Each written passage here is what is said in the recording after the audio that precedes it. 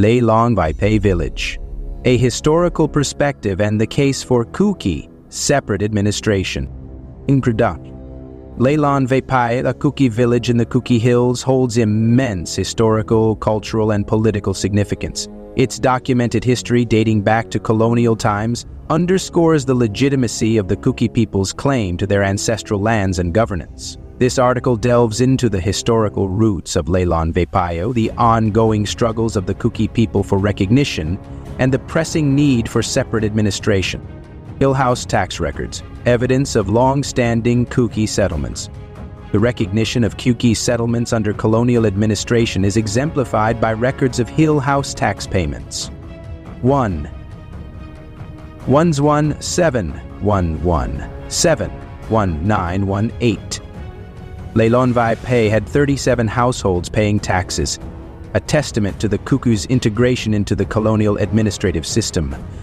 Restriction _source KWT.2019 and WKZIC statement of 3/1/2025 _219201921. The number of households rose to 40, reflecting the community's growth. 33193111932. A significant increase to 76 households showcases the expansion of the village, possibly due to migration or natural growth. These records highlight the Kuki's long-standing presence in the region and their acknowledgement by the colonial administration. History context of the Kuki Hills and British administration. Under British rule, the Kukis were recognized as an independent entity within their territories. The colonial government divided the Kuki inhabited regions into distinct zones. Kuki Hills 174142 and Kuki Hills 1852149 documented recognition of Kuki lands. Where Leilon Vaipe is located, part of a broader division into 1. Mombi Lonpi area, 2. Chaza area, 3. 4. Songpi subdivision 1919 areas.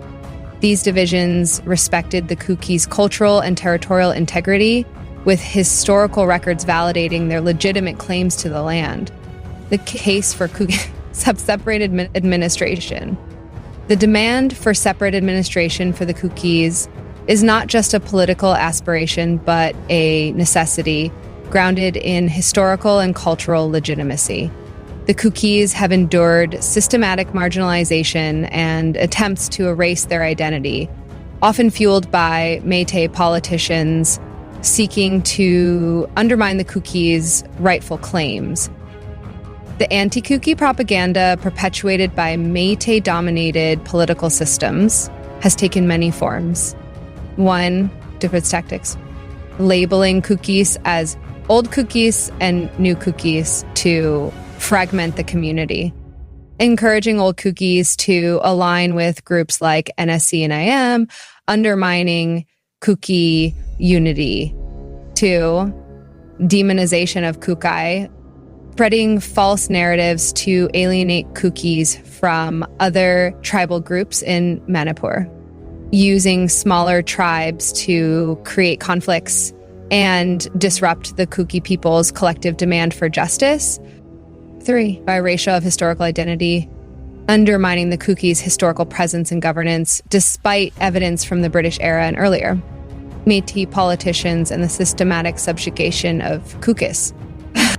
To divert attention from the legitimate demand for Kuki separate administration, Métis politicians have weaponized tribal politics by manipulating smaller tribes, spreading anti-Kuki propaganda, and perpetuating false dominance over the Kukis.